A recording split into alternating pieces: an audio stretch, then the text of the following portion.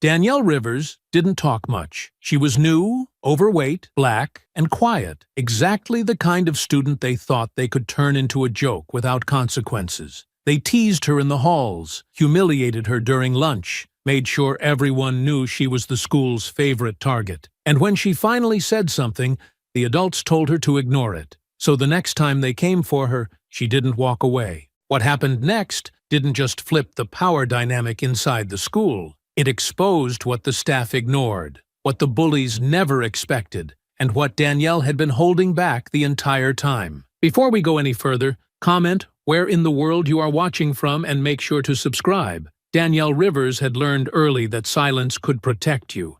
It didn't stop the stares or the whispers, but it gave you space.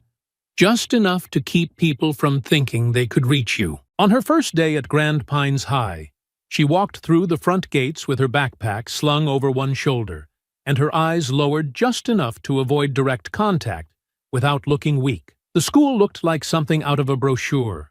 Shiny floors, pristine banners, and polished hallways that smelled like lemon-scented cleaner and quiet judgment. A student aide showed her to her locker without saying much beyond, "Here," then walked off like it was a chore. Danielle didn't mind. She wasn't here to make friends, and she wasn't looking for a warm welcome. She just wanted to finish the year without drawing too much attention, without becoming a target again. But it didn't take long. The tension settled on her shoulders before her second period. A cough behind her sounded suspiciously like a pig snort. Then another one. When she turned, two boys in varsity jackets walked by laughing, eyes locked on her. One of them nudged the other. "Careful," he said, loud enough for her to hear. "Earthquake zone."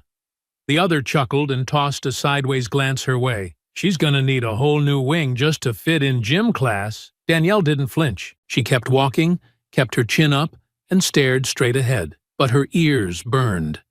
It got worse by the hour. In biology, the girl next to her leaned back and whispered, "Hope that stool's reinforced," before turning to her friend and giggling. Danielle's jaw tightened.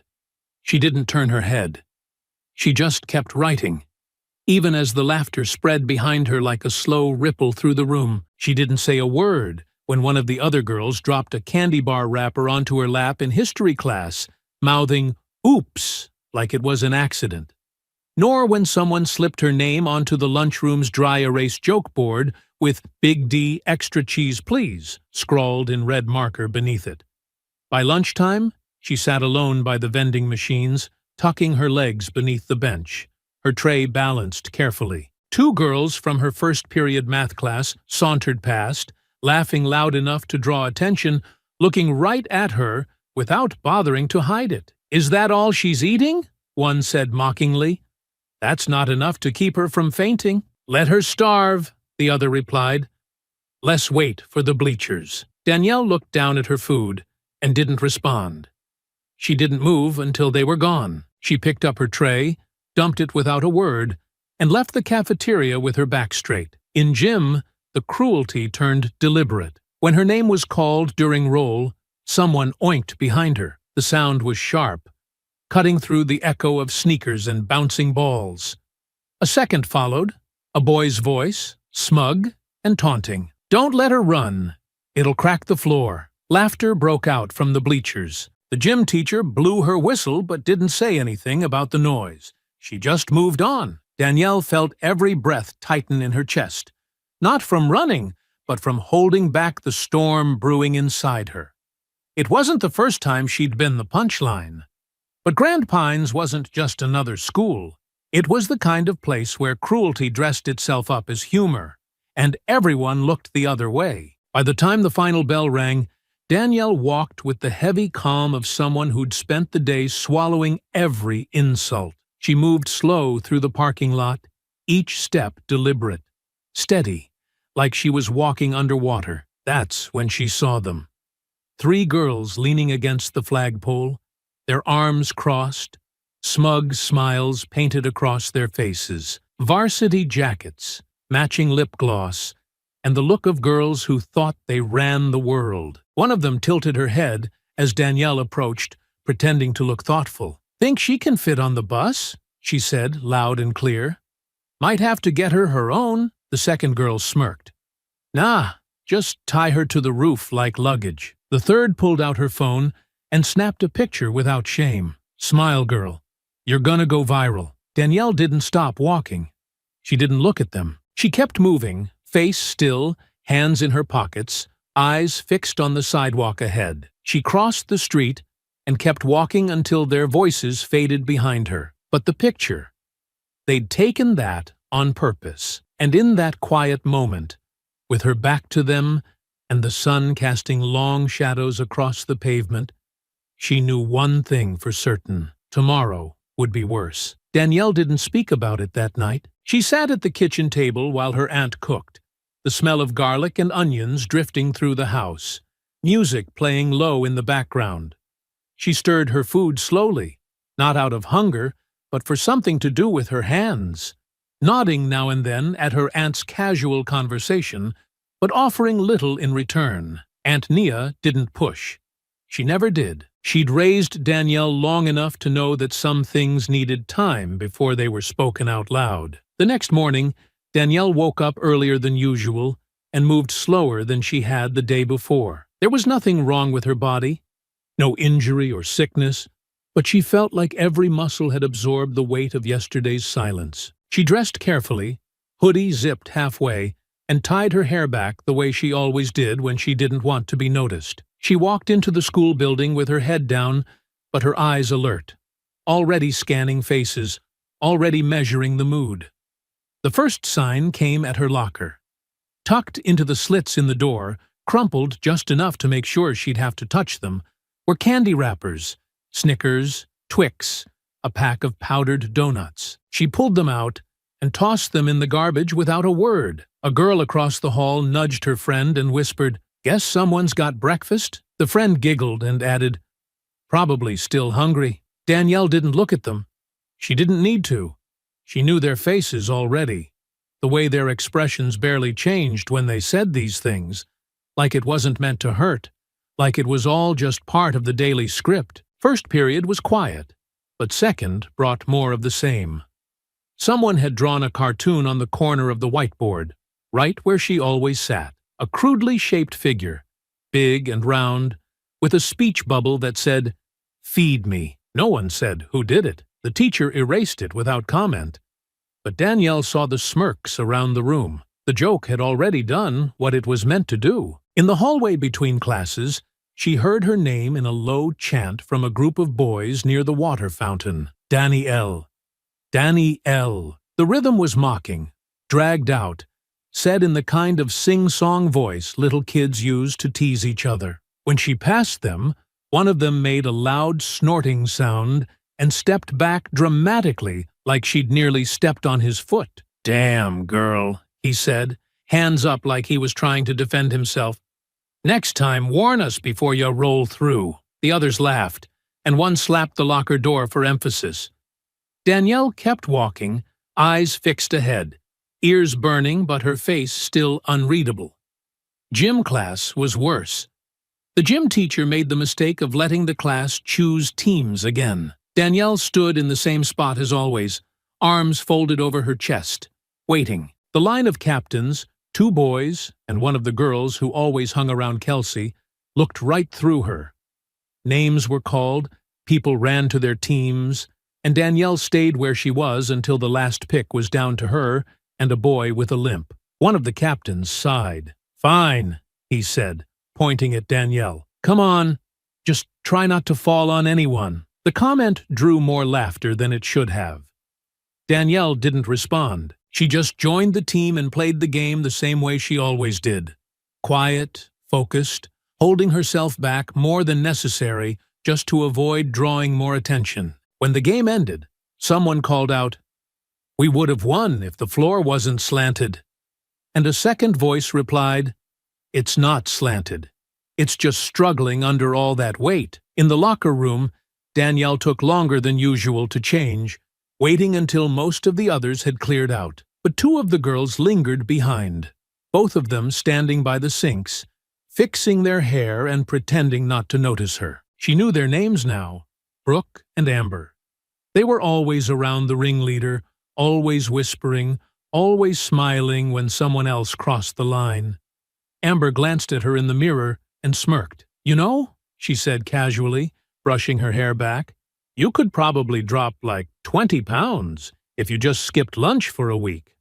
Brooke didn't even try to hide her laugh. "Try a month." Danielle finished lacing her shoes and stood up without saying anything.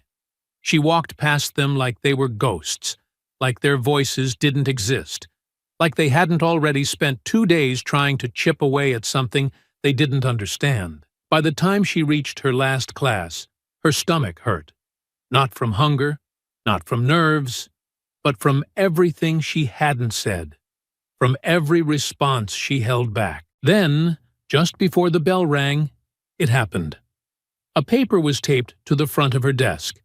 She peeled it off slowly, eyes scanning the edges, then stopped when she saw her own face, poorly photoshopped onto the body of a pig, snout and all, underneath giant bold letters that read, "Grand Pines Annual Eating Contest, Special Guest Appearance by Danielle Rivers." She stared at it, then turned it over without a word and folded it slowly into a square. Her heart pounded, not from embarrassment anymore, but from something deeper, heavier, something ready to shift. Around her, the classroom buzzed with stifled laughter and the click of phone cameras. The teacher never looked up. Danielle didn't say anything.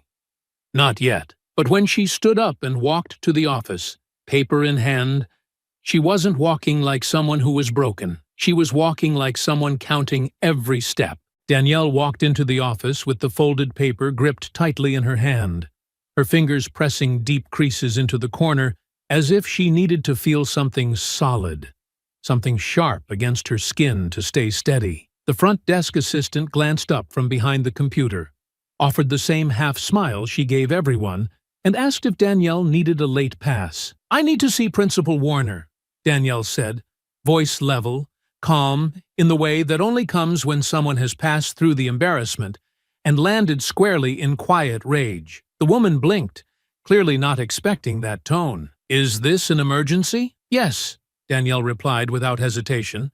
She was told to wait. 10 minutes passed, then 15. The woman behind the desk called into the back office again. Her voice hushed this time, and finally, the principal's door opened, revealing a tall man with a receding hairline and a face that always seemed mildly inconvenienced. He didn't smile when he saw Danielle.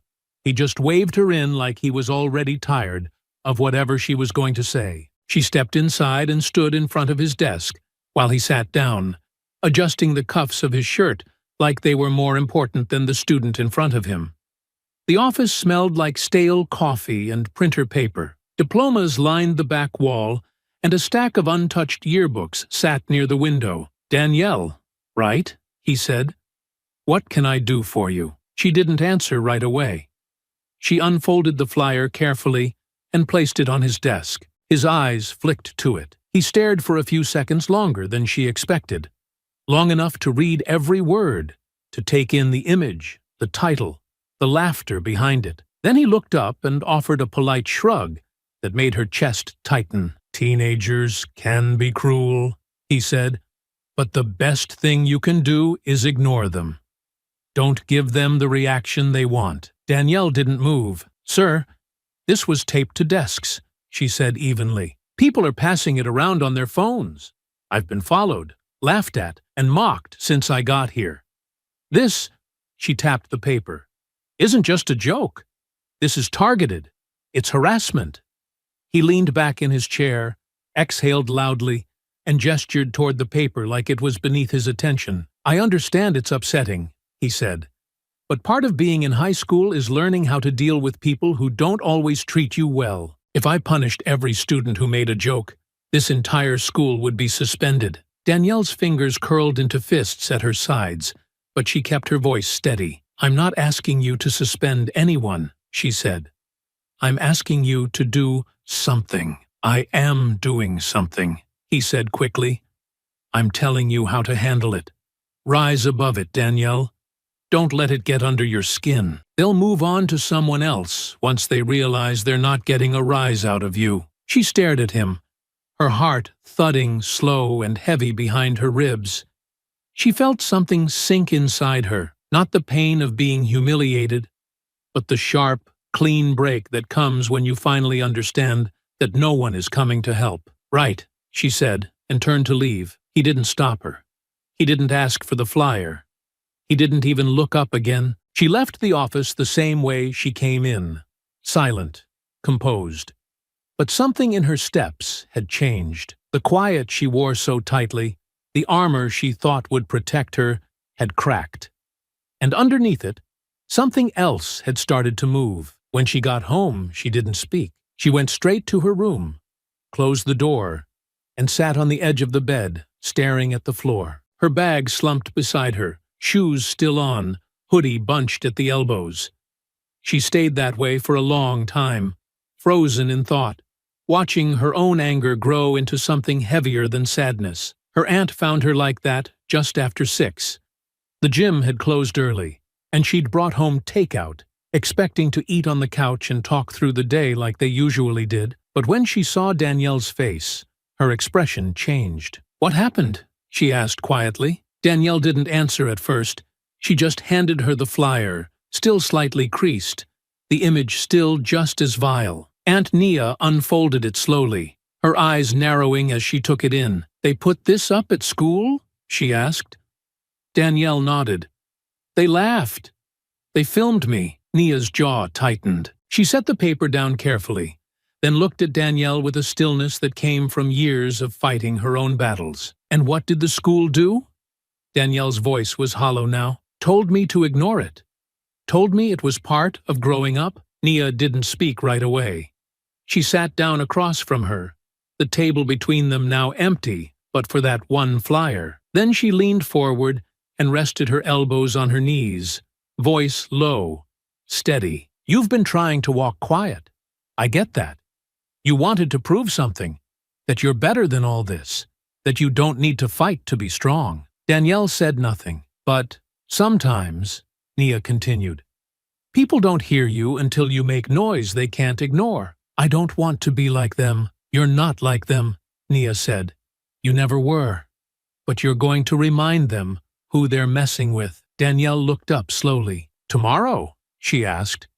Nia nodded once. "Tomorrow." Danielle walked to school without rushing, her steps even and steady, like every movement had already been decided before she left the house. Her aunt didn't say much that morning. She didn't need to. Danielle had barely touched her breakfast, but it didn't matter. There was no emptiness left in her, not the kind that came from hunger, anyway. What she felt was clearer than pain, sharper than shame. It had settled into her bones overnight, and now it moved through her like second nature. The parking lot was already filling with students by the time she stepped past the chain-link fence and onto the main walkway. The sun hadn't fully crested yet, but its light stretched low across the pavement, casting long shadows between parked cars and glinting off phones already pulled out for the morning scroll. She spotted them near the edge of the lot, just off to the side, where the bushes curved around toward the teacher's entrance. Brooke, Amber, and Kelsey, standing with their arms crossed, waiting in plain sight like they had nothing to hide. They saw her the moment she stepped off the sidewalk. Kelsey whispered something and smiled. Amber snorted. Brooke stepped forward, just enough to block Danielle's path, holding her phone like it was a microphone, and she was getting ready for a show. "Look who decided to come back," she said. "Wasn't sure you'd have the stomach for it. Then again, you've got more stomach than anybody here." Amber cackled behind her. "She probably thinks we're scared now, just because she cried to a teacher like a fat little victim." Danielle didn't stop walking until she stood just a few feet away. Then she paused. Not because she was intimidated, not because of their smirks or their phones, but because something in the air felt charged now, heavier than before. The noise of the parking lot dulled as students nearby turned to look. Phones were already out. "I didn't cry," Danielle said, her voice low and calm, her eyes locked on Brooke's. Brooke raised her eyebrows. Really? Then what do you call storming off to the office with your pig flyer like some weak little charity case? I call it giving you a chance, Danielle said. But I guess you're not smart enough to take one. Kelsey let out a scoff. You seriously think you scare us? Please. You're just a joke with legs. Amber stepped forward now, circling slightly to Danielle's right. You got something to say? Say it, she said. Or are you just gonna stand there breathing hard and hoping we walk away? Danielle didn't flinch. Her hands stayed at her sides. She hadn't raised her voice. She hadn't raised a fist. You had your fun, she said. Now step aside. Brooke rolled her eyes. Oh, now she's giving orders. Then her face changed, tightened just a little. The smirk stayed, but her pride started to catch up to her mouth. She couldn't back down, not with a crowd watching. You want me to move? She asked, stepping closer, chin lifting. Then move me. Danielle didn't. She stood still, unmoving. Brooke shoved her. It wasn't hard, not enough to knock her down, but enough to draw a reaction, enough to show everyone who started it. Phones shifted angles. The crowd's murmurs turned sharper. Danielle took one step back to catch her balance. She blinked once, slowly. I'm not touching you, she said. But you touch me again. Brooke shoved her a second time, harder now, both hands out. Or what? Danielle didn't answer. Amber lunged from the side, trying to push her shoulder. Danielle stepped out of the way, sharp and clean, but didn't retaliate. Kelsey hissed, "Hit her already!" But Danielle still didn't move. Her voice didn't rise. "I'm warning you," she said. Then Brooke raised her hand. She meant to slap her. That much was obvious. The motion was wide and sloppy. All drama and no skill. But the moment that arm came swinging through the air, everything stopped. Danielle caught her wrist, mid-motion. Brooke froze, eyes wide. Danielle's grip tightened just enough to send a message. Not pain, just control. You want to fight, she said. Then fight. She released her hand and stepped back. Brooke swung again. And that's when the real fight began.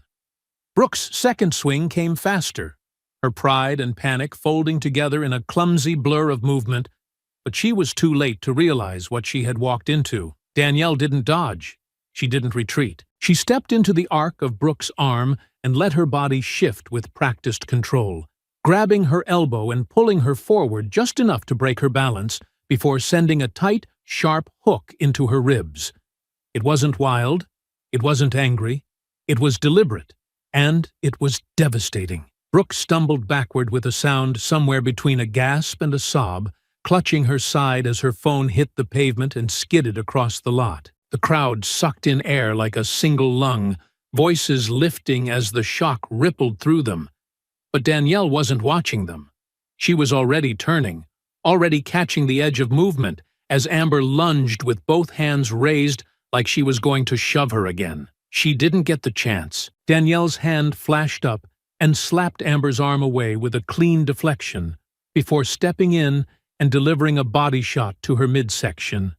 Tight, compact, all power behind the hips. Amber's feet left the ground for a moment, breath flying out of her in a wheeze as she dropped forward. Danielle stepped back as Amber crumpled beside Brooke, both of them groaning, hands on their stomachs, completely stunned by how fast it had happened. Kelsey was still standing.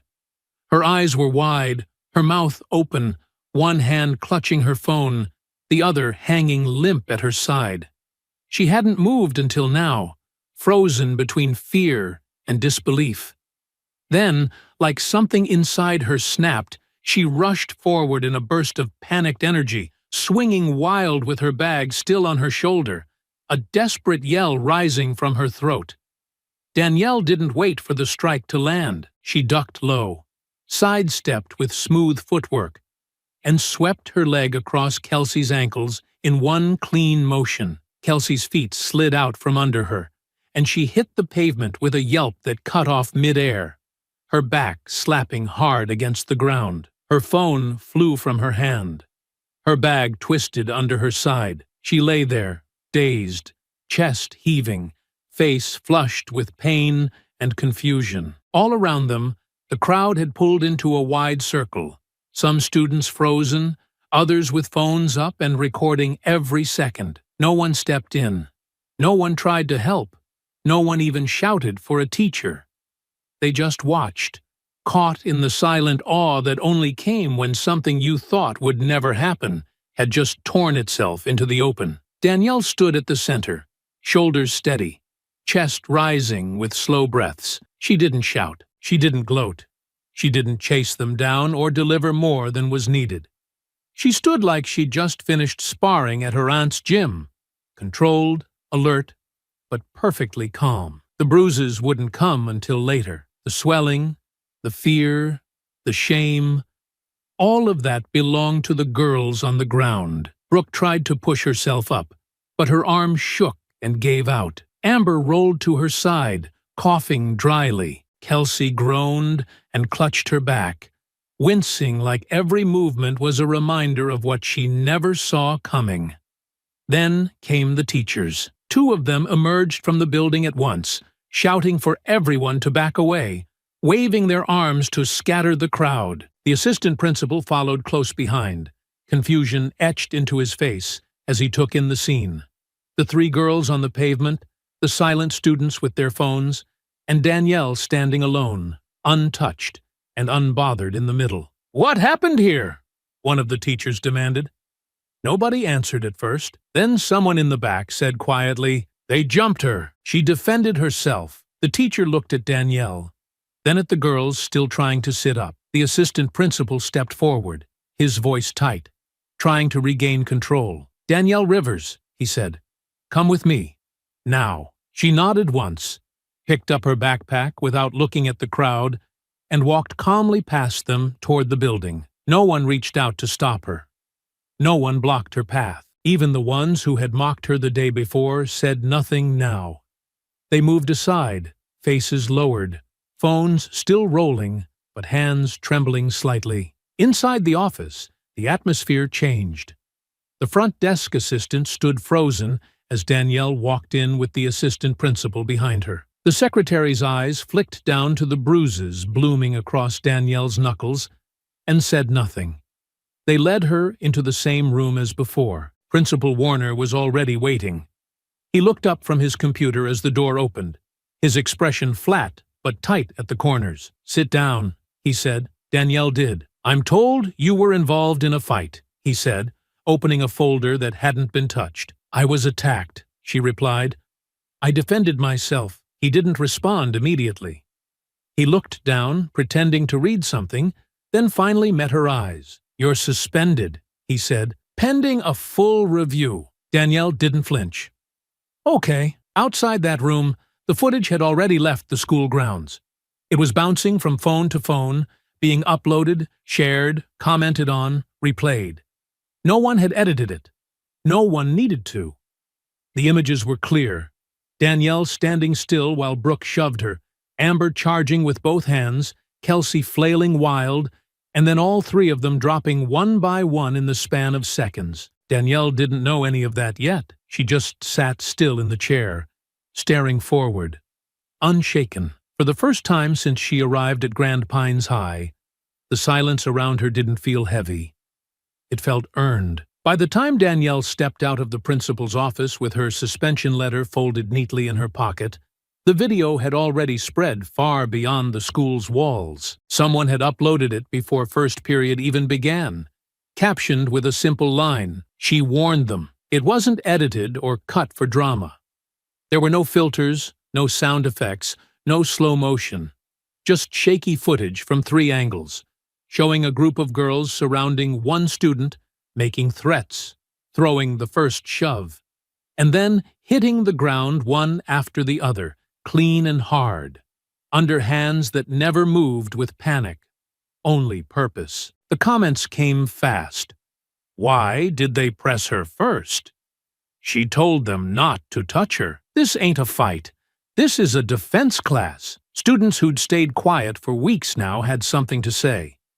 Some anonymously posted that they'd seen the flyers, seen the lunchroom cruelty, heard the pig noises in gym, and the candy wrappers in her locker.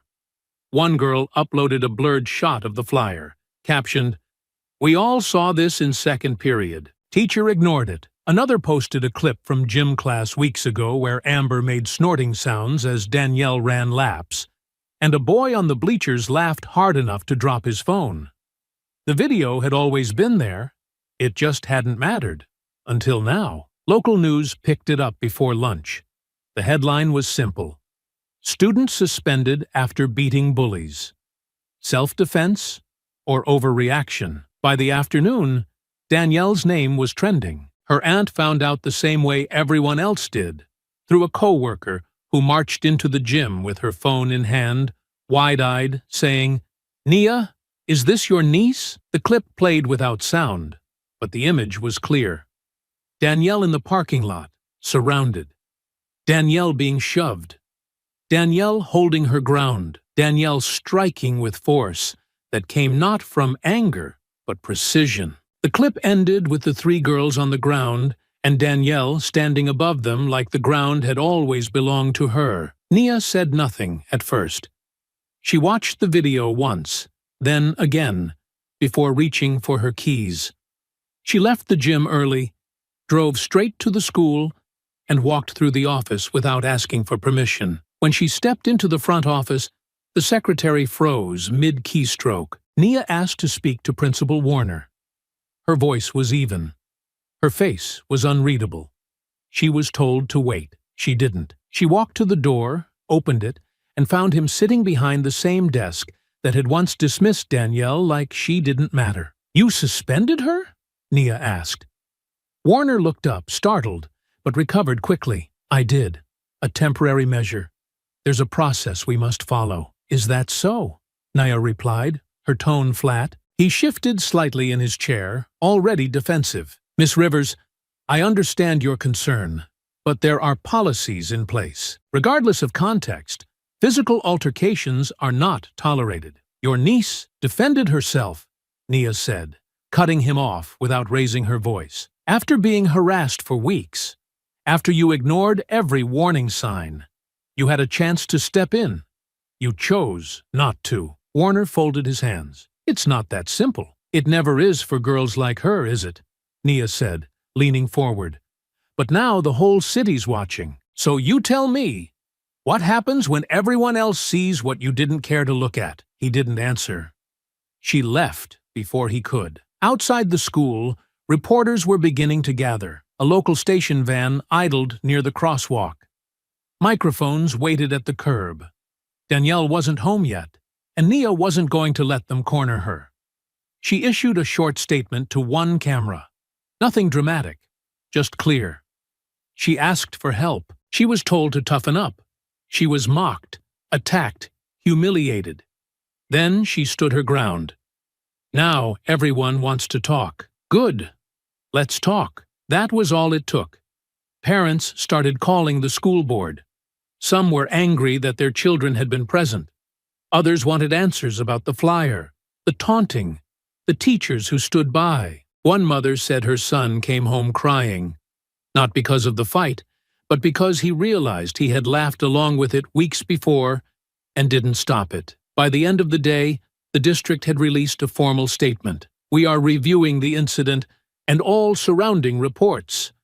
Student safety is our highest priority." But no one believed that. Teachers started whispering in the break room. One counselor told a colleague she'd flagged the bullying weeks ago, and nothing was done. A substitute teacher admitted she saw wrappers being thrown in the cafeteria and chose not to escalate. The silence was cracking, one person at a time, because now the story had witnesses. Now there was proof. Danielle stayed home the next day. She sat at the kitchen table with her aunt, phone off, eyes focused on the window while the world spun around her name. She didn't speak much. She didn't need to. Every message that came in, every headline, every reposted video told the story louder than she ever could. Nia passed her a plate and said simply, "Eat. You've got to keep your strength." Danielle nodded and picked up her fork. Outside, the world had started to notice her. Inside, for the first time in a long while, She felt still. The calls didn't stop after the first day. They came in waves, some from reporters, some from strangers, but more and more from parents. Some furious, some apologetic, others demanding to know why their kids hadn't said anything sooner. But beneath the noise, something else had begun to take root, a slow unraveling inside the school, quiet and careful, but spreading like a crack in glass. Teachers who had stayed silent were now being questioned. Screenshots and videos from previous weeks started surfacing. And in the center of it all, Danielle's name kept rising, no longer as the girl who got mocked, but as the girl who finally fought back. The school board announced an investigation. The superintendent scheduled interviews with staff and students. A quiet internal audit began behind closed doors. It wasn't a confession. It was a shield, a way to say they were doing something before they were forced to admit how much they had ignored. But not everyone was interested in reflection. Late Saturday morning, Nia opened the door to find two women and a man standing on her porch, their faces tight with anger and eyes already scanning the house, like they were looking for something to blame. She knew their type before they even opened their mouths. Suburb-polished, expensive sunglasses tucked into collars, posture that screamed control. The woman in front, Brooke's mother, didn't bother with a greeting. "Your niece assaulted my daughter," she said, voice sharp enough to cut air. Nia didn't move.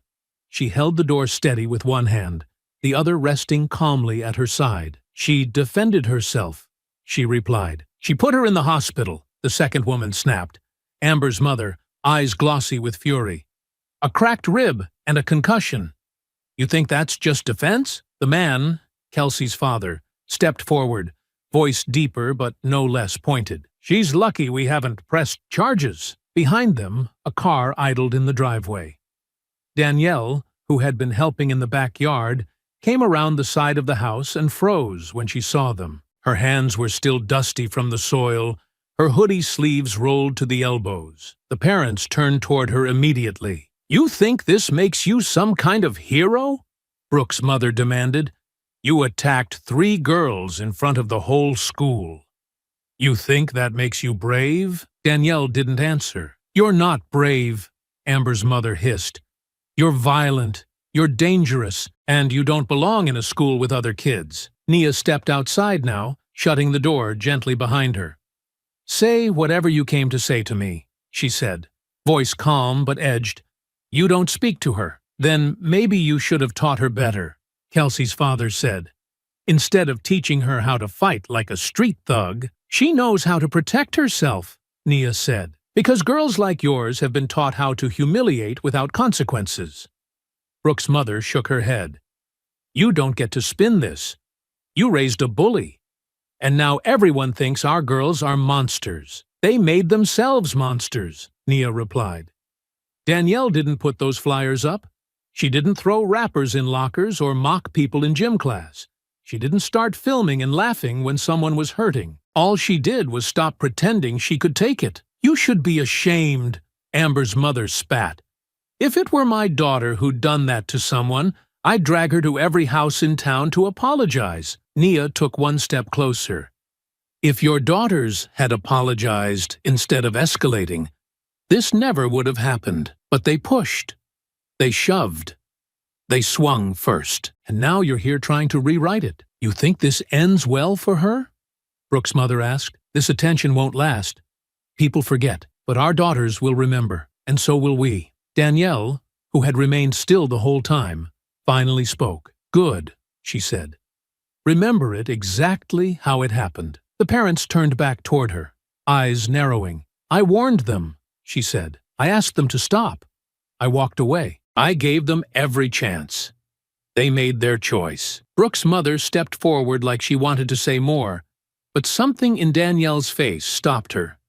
Not anger, not smugness, just certainty. Kelsey's father straightened his shirt and glanced back at the car. "This isn't over," he muttered. Nia smiled slightly. "No, it's just getting started." They left without another word. The next day, a formal complaint was filed. 3, actually, each from a different household, each demanding disciplinary review and threatening legal action. But the videos wouldn't go away. The public had seen too much, and every new accusation only led more people to look deeper into what the school had allowed. In the following week, 3 students testified in a closed-door meeting with the school board. All 3 confirmed Danielle's story. One of them, a sophomore named Aaliyah, brought printouts, screen grabs of group chats, images of the flyers, even a video taken days before the fight, showing Brooke making pig noises as Danielle walked past. The school board had no choice but to expand the investigation. A counselor who had filed a complaint about bullying 2 months prior was quietly asked for a statement. A substitute teacher admitted that she'd raised concerns about locker room behavior and was told not to stir the pot. Patterns were emerging, each thread pulling another loose. The principal hadn't commented publicly, but his silence had started to speak louder than anything else. The school board meeting took place on a Thursday evening, behind glass doors in a room that usually held planning discussions and budget talks, not public scrutiny. But that night, the room was packed. Parents sat shoulder to shoulder in stiff chairs, some holding printouts of the video, others with folded arms and tight mouths. Teachers stood at the back near the walls, eyes low but listening. Reporters lined the far side, cameras tucked against their shoulders. And behind the board members' polished table, Superintendent Latham cleared his throat, adjusted his papers, and read from a prepared statement. "We are here," he said, "because our system failed to protect a student." No one interrupted. The week leading to the meeting had been relentless. Evidence piled up faster than they could respond.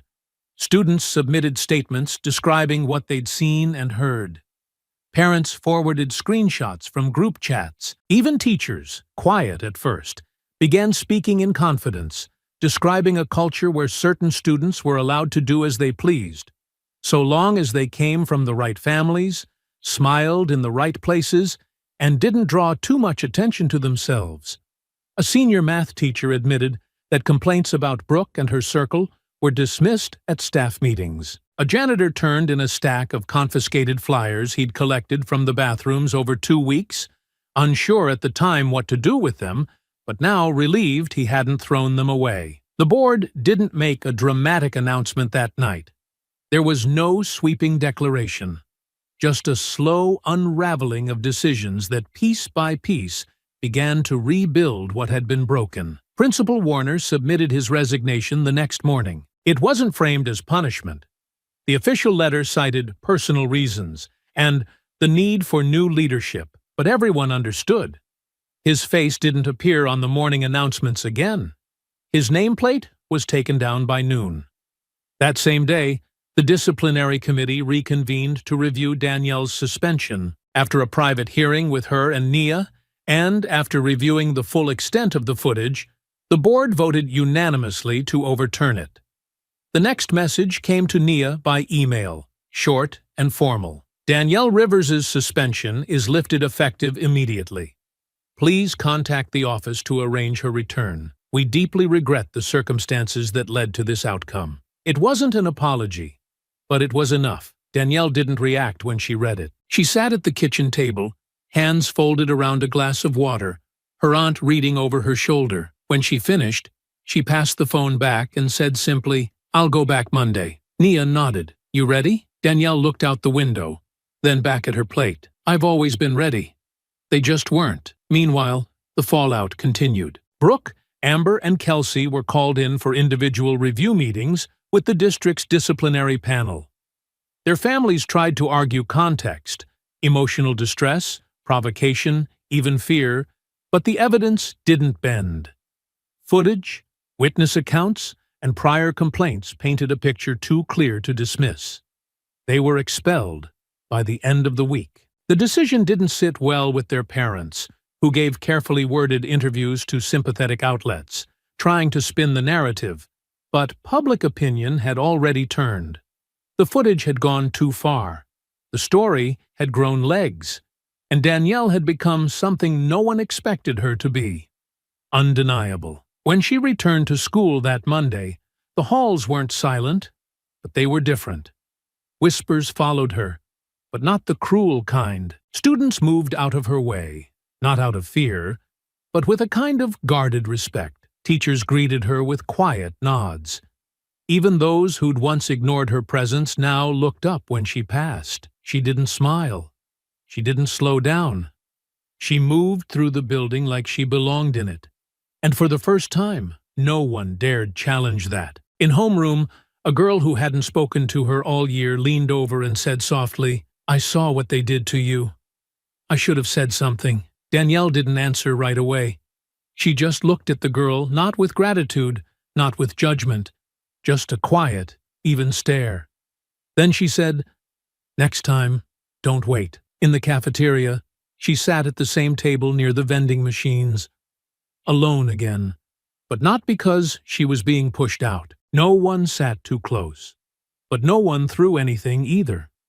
No one whispered behind her back, or made animal noises, or left wrappers in her path. The air was still, waiting. The school's new anti-bullying initiative was announced the following week. Posters went up around the halls. New staff were hired. Teachers were assigned mandatory equity training. A student-led diversity council was formed and given an official advisor. None of it happened quickly. None of it erased what had already been done. But the changes started. Tangible ones. And they weren't just for show. Not this time. Danielle didn't volunteer for the council. She didn't join the assemblies. She didn't need to. Her presence had already done the talking. Her silence had already said everything. By the end of that first full week back, her name wasn't just a headline anymore. It was a reminder, a lesson, a shift. And it had weight. The changes inside the school had settled like new furniture. Clean, fresh, but not entirely comfortable yet. Posters lined the walls with messages about dignity and respect. Teachers paused longer when walking past groups in the halls. Students spoke softer when certain names were mentioned. Danielle had returned to class, quiet as ever. But the weight around her had shifted. She didn't need to announce anything. She didn't need a crowd. Her silence held space now. And even those who once rolled their eyes at her presence now sat straighter when she passed. But there were places the school couldn't protect her from.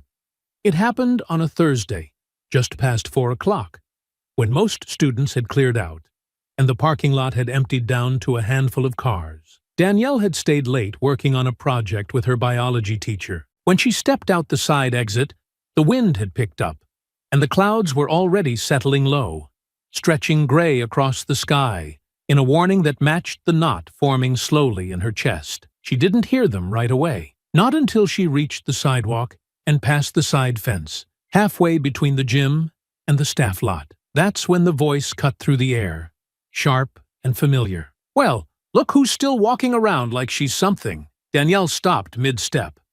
Brooke stood leaning against the metal fence, arms folded, expression tight with something far darker than mockery. Amber and Kelsey flanked her, hoodies up, posture tense. Their clothes were different now, no more uniforms, no more polished appearances, but their eyes burned the same. This wasn't a performance for attention. This was personal. Danielle stayed where she was, facing them. "You know," Kelsey said, stepping forward with her hands still in her pockets, "we gave you a warning. But you just had to keep walking around like a queen." "I'm not the one who came back to a school I don't belong to," Danielle said, voice steady, eyes locked. "You don't belong here either," Amber snapped. "Just 'cause they're scared of you now doesn't mean you deserve it." "You came here to say that?" Danielle asked. "No," Brooke said, stepping in now. "We came here to shut you up." And that's when they moved. Brooke lunged first, swinging low with an open hand slap that was meant to catch Danielle by surprise. But Danielle had seen it coming. Not just in her stance, not just in Brooke's clenched jaw, but in the way the three of them spread apart, like they were setting a trap they didn't know she could read. She ducked under the swing and pivoted out of reach, her hand rising not to punch, not yet, but to block Kelsey's shoulder as she tried to rush from the side. They weren't coordinated. They weren't fighters. They were angry and sloppy and full of resentment. But this time, they didn't hesitate. Amber came next, trying to grab her by the arm, and Danielle turned, pulled free, and delivered a blow to the ribs that sent Amber stumbling backwards into the fence with a choked cry. Brooke swung again, but Danielle caught her wrist and twisted, forcing her downward before pushing her away. Kelsey tried to tackle her, screaming now, but Danielle sidestepped and let her momentum carry her straight into the pavement. It wasn't a fight anymore. It was a message. They didn't care who saw. They just wanted revenge. But Danielle wasn't the same girl who walked through the parking lot with her head down, hoping to be ignored. She wasn't quiet anymore because she was scared. She was quiet because she didn't need noise to prove who she was. Brooke lunged again, wild with frustration, and Danielle met her with a straight punch to the jaw. Brooke dropped. Amber stayed down, still wheezing. Kelsey tried to rise, but Danielle stepped closer, standing over her. "Don't get up," she said. "Not unless you want it worse." For a second, no one moved. Then the silence broke, with the sound of a car door slamming in the distance and footsteps approaching fast. A teacher who had stayed late stepped out from behind the gym doors, eyes wide as she caught sight of the scene. Her voice rose sharply across the lot. "Stop. All of you. Don't move." Danielle stepped back immediately, hands open, breathing hard, but still in control. The girls didn't say anything. They didn't try to explain. They just sat where they fell, bruised and breathing heavy, while the teacher pulled out her phone and called the office. Security arrived first, then an assistant principal. Then, a few minutes later, the school resource officer. Questions were asked. Notes were taken. Names were written down. Danielle didn't raise her voice. She told them what happened. She didn't try to embellish. She didn't try to soften it either. The officer looked at the other girls, then back at Danielle, then down at the scraped pavement and the bruises starting to show. "This isn't a school issue anymore," he said. "This is going to be police business." Danielle didn't blink. "Okay," she said. It wasn't the first time they'd tried to break her. But now, someone else would be writing the report. The police interviews started that same evening, first at the school, then at the station. No one was taken in handcuffs, but it was clear from the way the officers spoke that this was no longer being handled as schoolyard drama. Danielle sat in a private room with Nia beside her. The officers' questions measured but firm, each one repeating the timeline, the location, the number of people, the words exchanged before the first swing. Danielle answered every question without hesitation, without rushing, her tone level and her gaze steady. Nia didn't interrupt, didn't offer input unless asked. She just sat with her arms folded and her eyes fixed on the officer, like she was taking mental notes of every sentence spoken. The officer closed his notebook after an hour. "You're not under investigation," he said. "From the footage and what we've gathered so far, you acted in self-defense again. But this time it's different. They were expelled. They came back. That makes this criminal trespassing at minimum." Danielle nodded slowly. "I didn't go looking for them." "We know," the officer said, "but now they've crossed a different line." Across town, another conversation was unfolding, this one behind closed doors in the offices of the Bullies' parents, where lawyers had been called in and voices raised over phone calls and paperwork. The moment the police became involved, the tone shifted from indignant to cautious. It was one thing to spin a school fight into victimhood.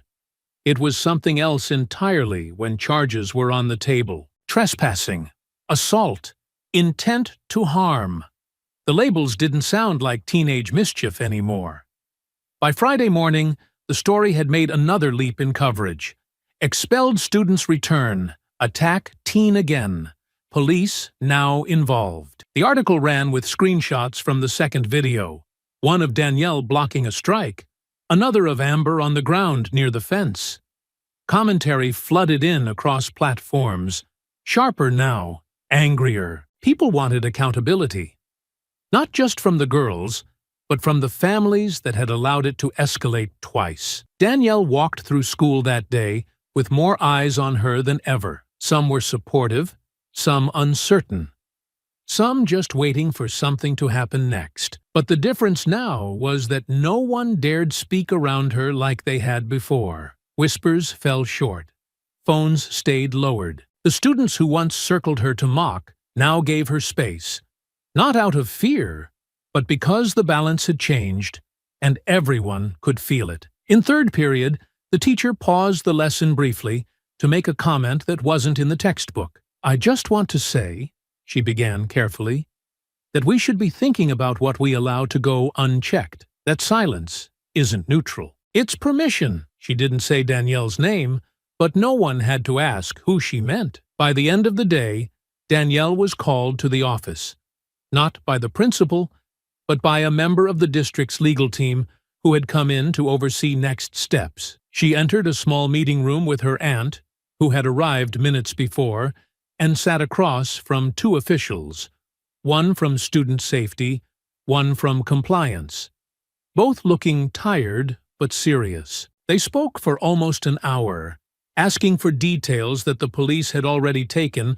but wanting their own version for internal records. There was no suggestion of punishment this time, no mention of suspension or code of conduct violations, only confirmation of the timeline, of who had said what, of how Danielle had responded, and when. "We want to make sure you feel safe returning to campus," the woman from student safety said. "I'm not scared of them," Danielle replied. "No," the woman said, her voice softer now, "but it's our job to make sure you don't have to be." Outside that room, the school board had already started discussing what additional measures would need to be taken. The former principal's name resurfaced. Questions about what signs he ignored, what patterns he failed to report. An internal audit revealed missed warning signs, dismissed staff concerns, and records of complaints that had quietly disappeared from files. Meanwhile, the police department submitted their report to the district attorney. 3 separate charges were filed, one for criminal trespassing, one for attempted assault, and one for conspiracy to cause harm on school grounds. The words sounded heavy in court language, but they matched exactly what the second video showed. Danielle didn't cheer when she heard the news. She didn't smile. She sat at home with the report open on her aunt's tablet, reading through the language slowly, making sure she understood every word. "They're going to have to stand in court now?" she asked. "Yes," Nia said. "There'll be a hearing." Danielle nodded. Good. There was no celebration, no sense of victory. Just the stillness that came with finally being believed. Outside, the air had started to shift. The same students who once avoided eye contact had begun to speak.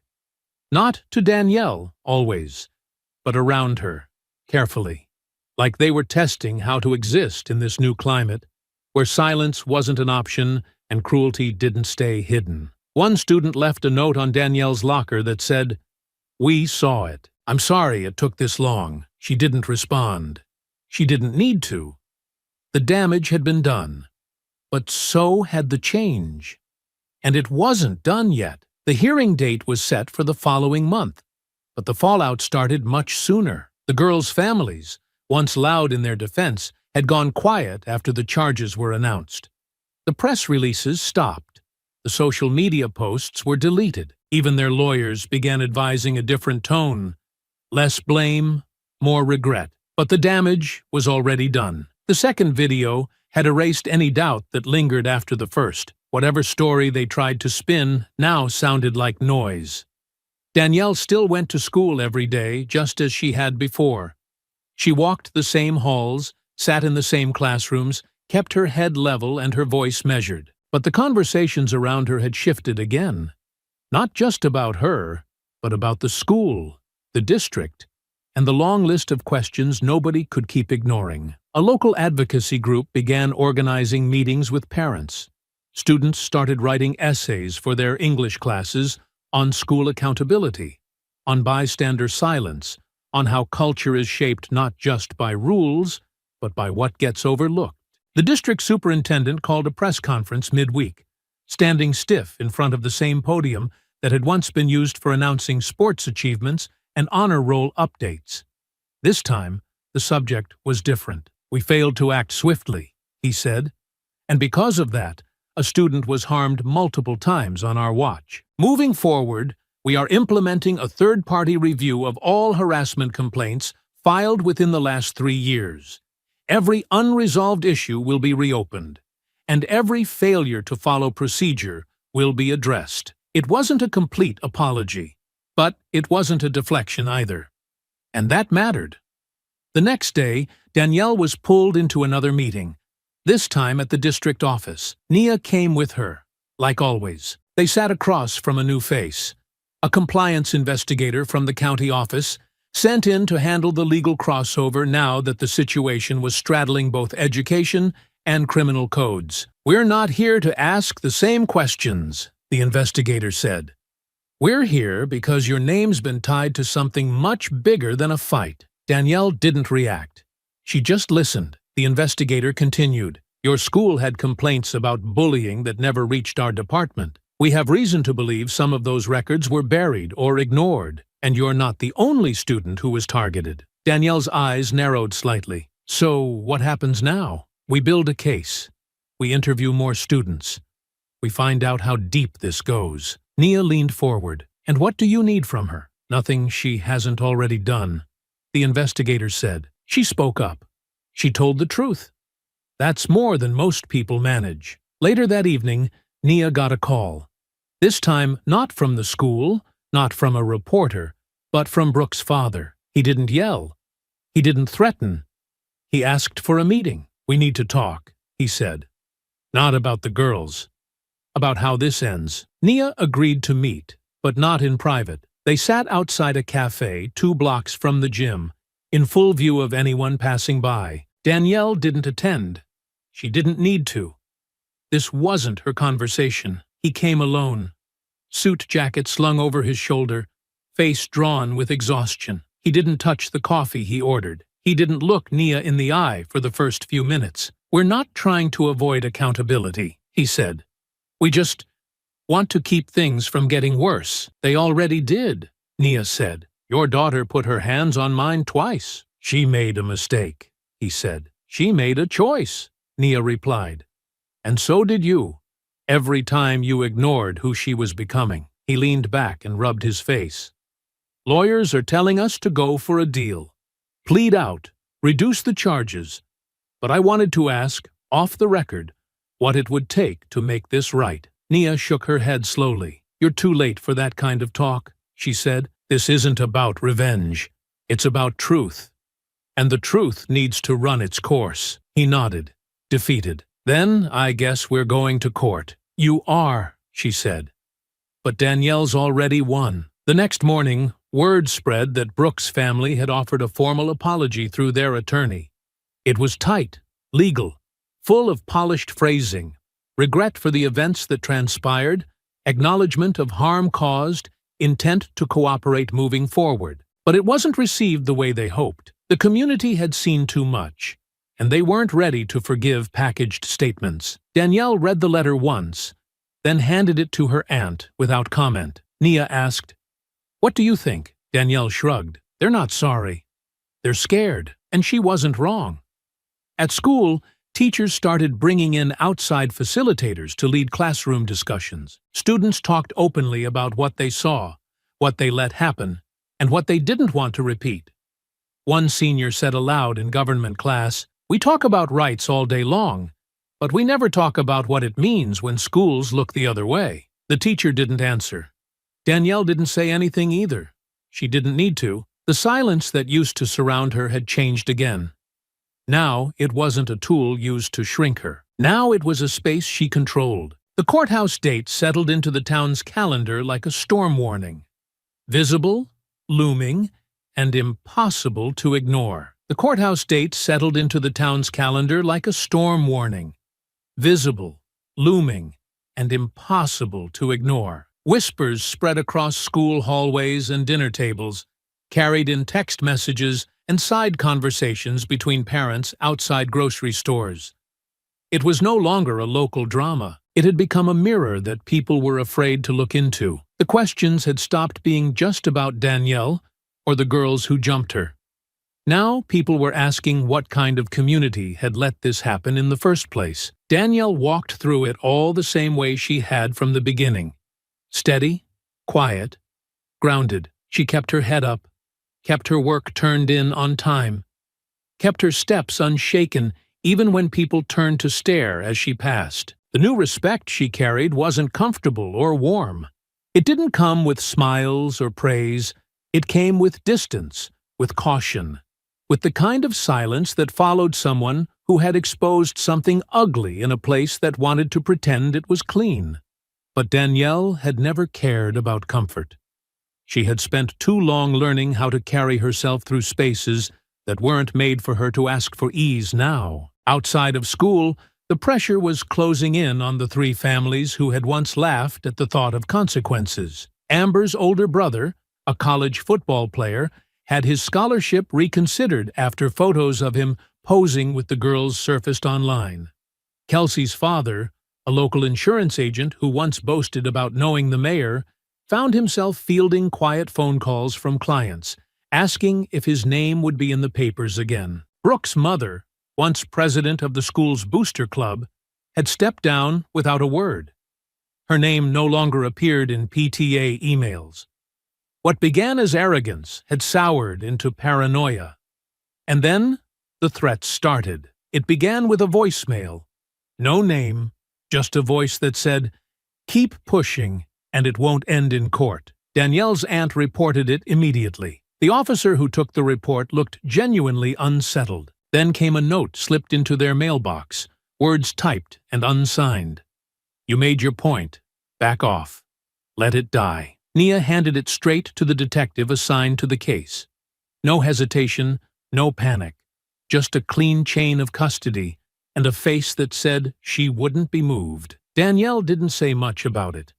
She sat on the couch with her legs tucked under her, the envelope still sealed in an evidence bag on the kitchen table. Her eyes were steady, focused not on the threat itself, but what it confirmed. "They're scared," she said finally. "That means they're losing." In the days that followed, more fractures began to show. A student who had once laughed behind Danielle's back now avoided eye contact completely. Another quietly asked if she needed help with her project in English class. A few younger students had started mimicking her silence, not out of fear, but because it gave them permission to stop pretending. And across the school, something deeper was beginning to shift. The counselor who had once flagged the bullying and been ignored was now helping lead weekly meetings with students who had experienced harassment. Teachers who had brushed things off before were now stepping in more quickly, asking questions, making notes. The changes weren't loud or flashy, but they were real. And they were because of her. But pressure builds even under progress. And one morning, just a week before the hearing, Danielle stepped into the school lobby and found a group of students standing beside the lockers. 3 girls, none of whom had ever spoken to her directly, holding up their phones with a flyer on the screen. Another fake eating contest. A new one. Different title. Same mockery. No one had printed it. It was being shared quietly, through airdrop and private group chats. Someone had tried to start it all over again. Danielle looked at the image. She didn't flinch. She didn't speak. She just turned and walked to the office, calm and clear. This time, there was no hesitation. The dean met her halfway. The flyer was pulled from 3 phones on the spot. The student responsible, an underclassman from another grade, was suspended before 3rd period ended. And within 24 hours, the district released a statement calling the incident part of an ongoing effort to intimidate a student engaged in legal proceedings, and promising full cooperation with law enforcement. Danielle sat in the back of the library when she heard about the suspension. Her shoulders didn't move. She didn't react. She had learned not to take comfort in fast actions. What mattered wasn't punishment. What mattered was that they didn't think she'd fold. That night, as the sun dropped low and shadows stretched long across the living room floor, Nia sat beside her, and looked out the window. "They're going to keep trying," she said. "Even after the hearing, people like that don't stop easy." Danielle nodded once.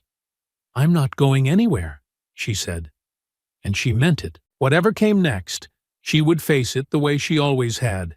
Head on, steady, unshaken, with nothing to prove and nothing to hide. The next time they said her name, they would remember why they'd started whispering in the first place. The courtroom was smaller than people expected, tucked into a second-floor corner of the county courthouse, with faded chairs, dull walls, and a clock that ticked too loudly once everyone had settled in. But what the room lacked in size, it made up for in weight. Reporters lined the back wall, notebooks ready, but cameras forbidden.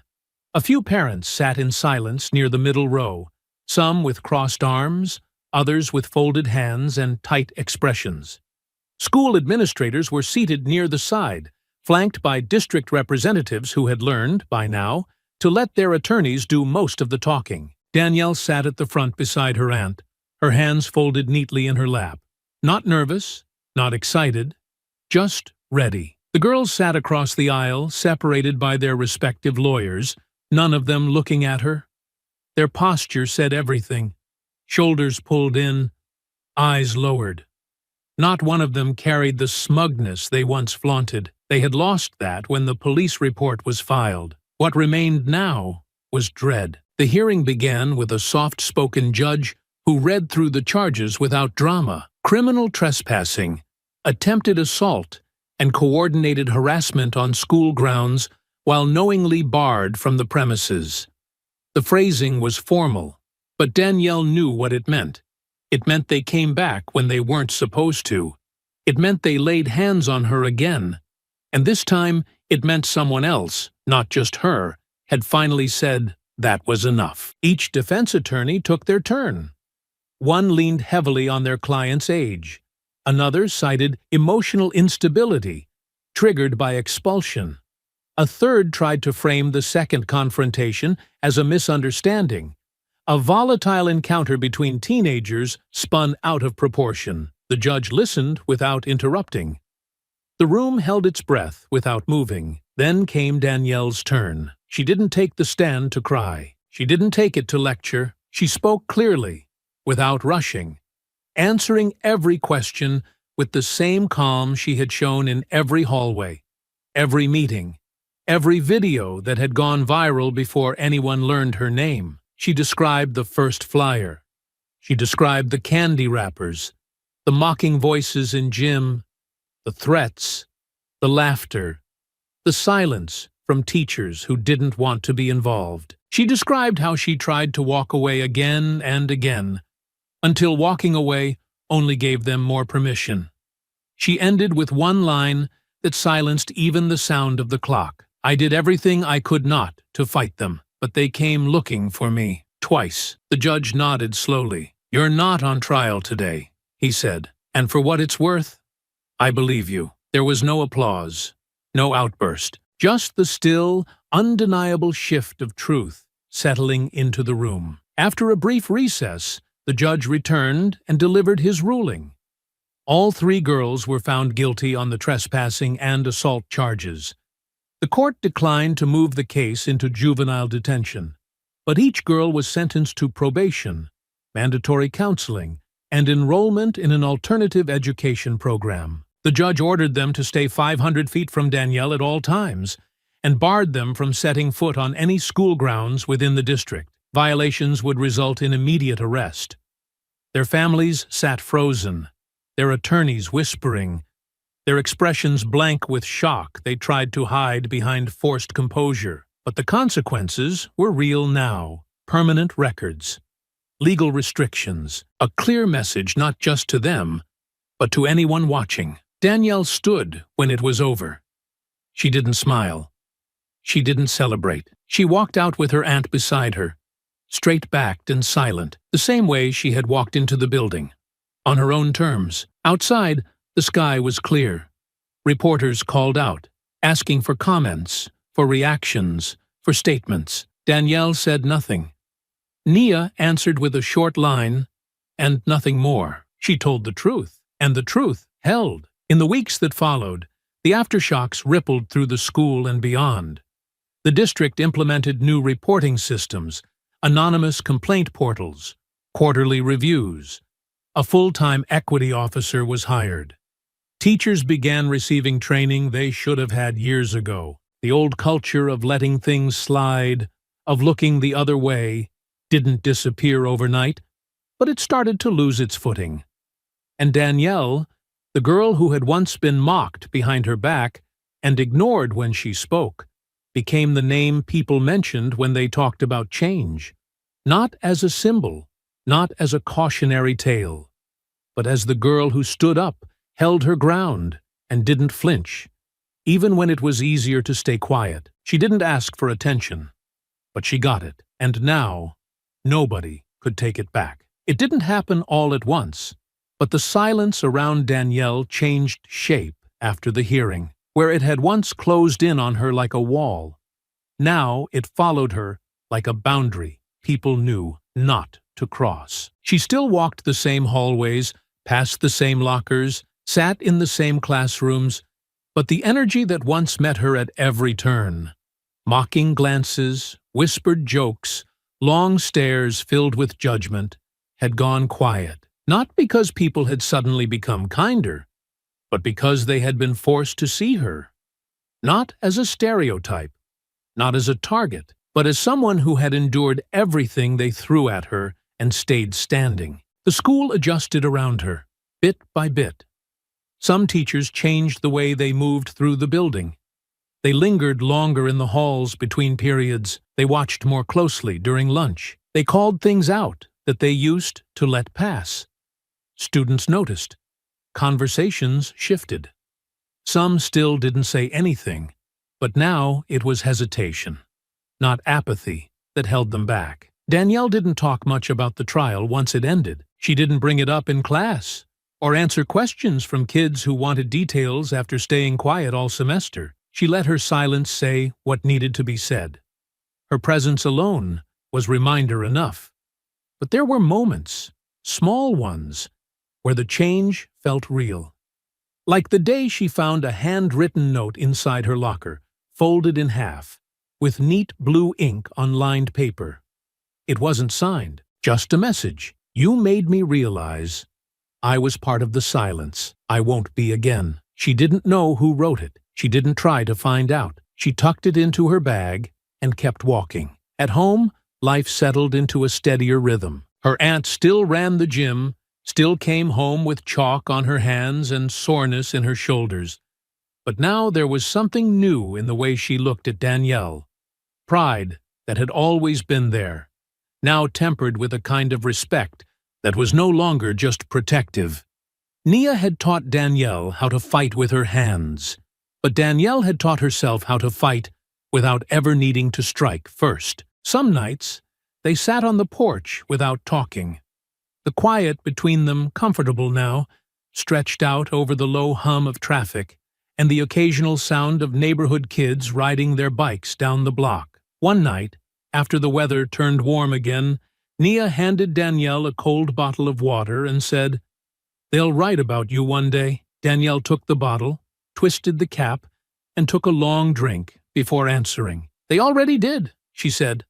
"But they didn't know me then," and she was right. The people who had written headlines, posted clips, left comments, they'd seen a girl fighting back, standing her ground, refusing to be humiliated. But they hadn't seen the days before the camera came out.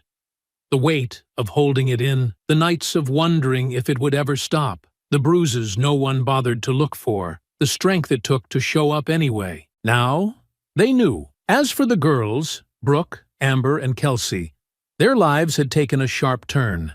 They were no longer welcome at Grand Pines or any school in the district.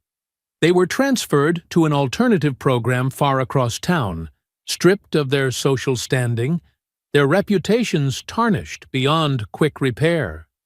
College applications would ask about their record. Job interviews would pull their names from search engines and see the articles. They weren't just suspended anymore. They were known, and for the first time, they would have to live with the weight of being watched. Danielle didn't celebrate their downfall. She didn't need to. She had learned that justice wasn't about revenge. It was about balance. And now, finally, the scales were beginning to settle. Near the end of the semester, she stood outside the school building one afternoon, waiting for her aunt to pick her up. The sun hung low in the sky, spilling gold across the sidewalk, casting long shadows behind her. A group of younger students passed by, freshmen maybe, laughing about something she couldn't hear. One of them turned, looked at her, and said quietly to the others, "That's her." They kept walking. No jokes followed, no laughter. Just that one sentence, spoken with something close to awe. Danielle watched them go, then looked down at the steps beneath her feet. This place hadn't changed completely. It might never, but she had. And they all knew it. I hope you enjoyed that story. Please share it with your friends and subscribe so that you do not miss out on the next one. In the meantime, I have handpicked 2 stories for you that I think you will enjoy. Have a great day.